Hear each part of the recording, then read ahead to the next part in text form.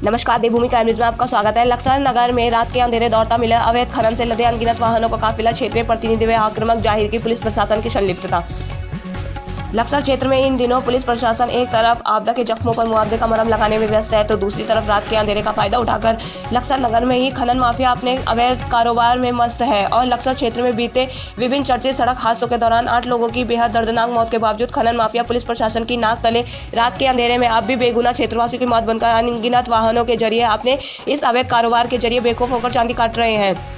और लगभग महीने भर पूर्व कुछ मीडिया कर्मियों द्वारा खनन बाहुल्य क्षेत्र में माफियों के गढ़ में आधी रात को घुसकर बड़ी कवरेज को अंजाम दिया जा चुका है, जिसके बाद खुद डीएम द्वारा वैध और अवैध खनन पर पूर्णतः प्रतिबंध लगाया जा चुका है। मगर देर रात 11 बजे से लेकर सुबह 4 बजे तक अब लक्सर नगर क्षेत्र में ही रोजाना खनन पर पाबंदी के बावजूद अनगिनत डंपरों और ट्रैक्टर ट्रॉलियों का काफिला गुजर रहा है। वहीं देर रात मीडिया के कैमरों में कैद हुए नज़ारे पुलिस और प्रशासन पर बड़े सवाल खड़े कर रहे हैं कि आखिरकार अपनी मुस्तैदी और सक्रियता का ढोल पीटने वाले अफसरों की नाक तले अवैध खनन की गतिविधियों को खनन माफियों द्वारा कैसे अंजाम दिया जा रहा है। बताते चले कि क्षेत्र में अब कई जनप्रतिनिधि और दिग्गज इस पर अपना आक्रामक रुख अख्तियार कर चुके हैं।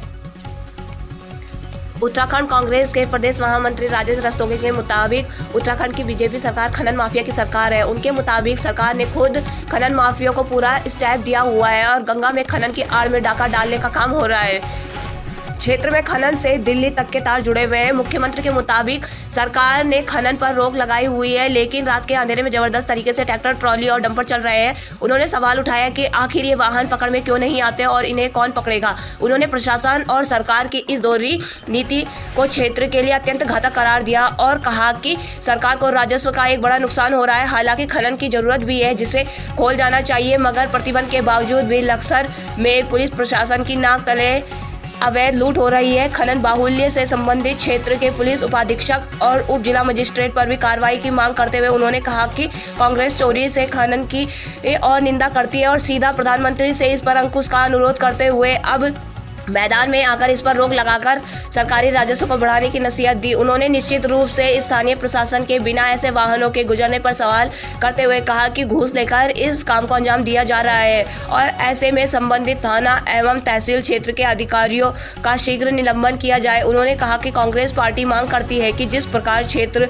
में इस कारण खनन वाहनों की चपेट में जाकर क्षेत्रवासियों की दर्दनाक मौतें हो रही है, इस पर सरकार अंकुश लगाए, वरना लोग अब सड़कों पर उतरेंगे।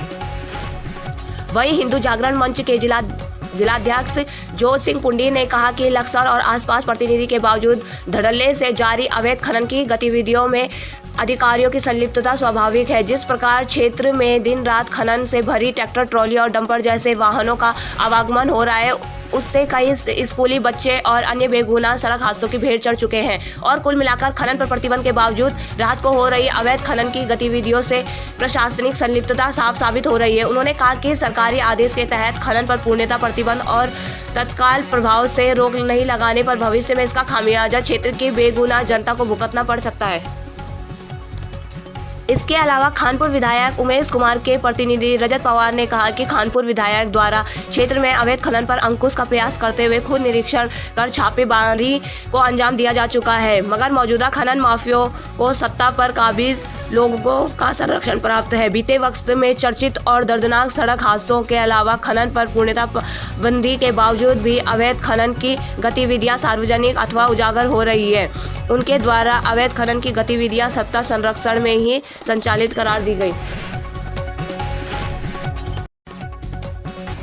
उत्तराखंड की भाजपा सरकार खनन माफियाओं की सरकार है। खनन माफियाओं को पूरा शेल्टर उत्तराखंड की सरकार ने दे रखा है। गंगा में खनन की आड़ में डाका डालने का काम कर रहे हैं और उत्तराखंड के खनन से, भोगपुर के खनन से, हरिद्वार के खनन से दिल्ली तक के तार जुड़े हुए। क्या कारण है? मुख्यमंत्री कहते हैं खनन बंद है और रात को जबरदस्त डंपर चलते हैं, ट्रक चलते हैं, भर करके ट्रैक्टर ट्रालियां चलती हैं। ये क्यों नहीं पकड़े जाते? कौन पकड़ेगा इनको? तो ये जो दोहरी पॉलिसी है खनन को लेकर के, ये बड़ी घातक है। सरकार को राजस्व का बहुत बड़ा नुकसान हो रहा है। खनन की आवश्यकता भी है, खोलिए आप खनन को। गंगा और सोलानी नदी, इनका तल इतना ऊपर हो चुका है कि तब बरसात का पानी आता है वो लोगों के घरों में बढ़ता है और लक्सर डूबता है। लेकिन ये लूट हो रही है, अवैध रूप से जो खनन है ये बिल्कुल बंद होना चाहिए। और जिसके भी क्षेत्र में हो या जिस थाना क्षेत्र में हो या जिस तहसील क्षेत्र में हो, वहाँ के सीओ और वहाँ के एसडीएम के खिलाफ भी कार्रवाई होनी चाहिए, उन्हें हटाना चाहिए। जुड़े हुए हैं सब के सब। कांग्रेस जो ये खनन हो रहा है चोरी से, इसकी घोर निंदा करती है और प्रधानमंत्री जी से अनुरोध करती है कि इस पर रोक लगाएं, मैदान में आओ, इस पर रोक लगाओ और सरकार के राजस्व को बढ़ाओ। निश्चित रूप से स्थानीय प्रशासन के बिना सड़कों पर ओवरलोडेड वाहन अगर गुजरता है तो ऐसे ही थोड़ी गुजरता है, घूस दे करके गुजरता है। ये बंद होने चाहिए और जिस क्षेत्र में, जिस तहसील में, जिस थाना क्षेत्र में ये ना रुकते हो, वहां के अधिकारियों को भी निलंबित किया जाना चाहिए। कांग्रेस पार्टी बिल्कुल सच्चाई की, ईमानदारी की छाप है। मांग करती है सरकार से कि इस पर अंकुश लगाए, वरना सड़कों पर लोग उतरेंगे।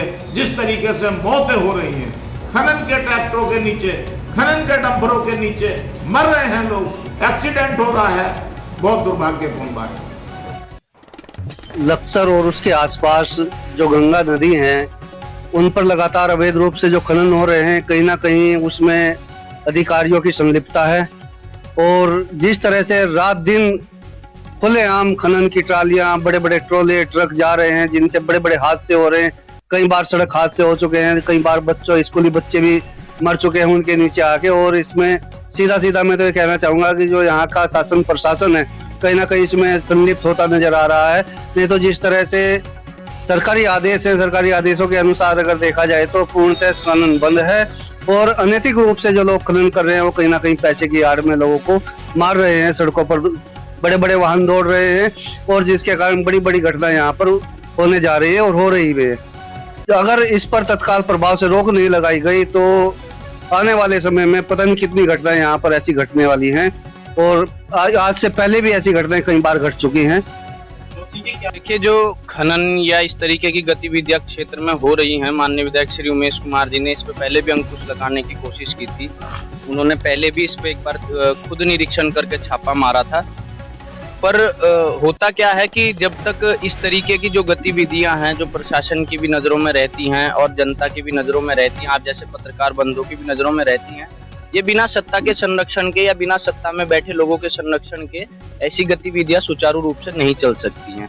उन दिनों जब पिछली बार एक बिजोपुरा के लड़के की मौत हुई थी, एक्सीडेंट में 2-3 लड़कों की इकट्ठी मौत हुई थी, उस समय भी हमारी मांग तो सिर्फ यही थी कि इस तरीके के भारी वाहनों का जो नॉर्मल हाईवे पर सामान्य तरीके से चलन ना होकर इनके लिए एक समय तय कर दिया जाए, समय सीमा तय कर दी जाए कि भारी वाहन हाईवे पर इसी समय में निकलेंगे। देखिए, जो खनन पर पूर्णतया रोक है और उसके बाद भी अगर इस तरीके की गतिविधियां हो रही हैं, आप लोगों के पत्रकारों के संज्ञान में ये मामले हैं, तो सीधा है इसमें तो कि बिना सत्ता में बैठे लोगों के संरक्षण के बिना ये सब काम चालू नहीं हो रहे हैं। ये सब काम जो है सत्ता में बैठे लोगों के संरक्षण से ही चल रहे हैं। ऐसा अभी तक इतना अंधाराज नहीं आया है कि बिना किसी संरक्षण या बिना किसी शय के ये सब काम हो रहे हैं।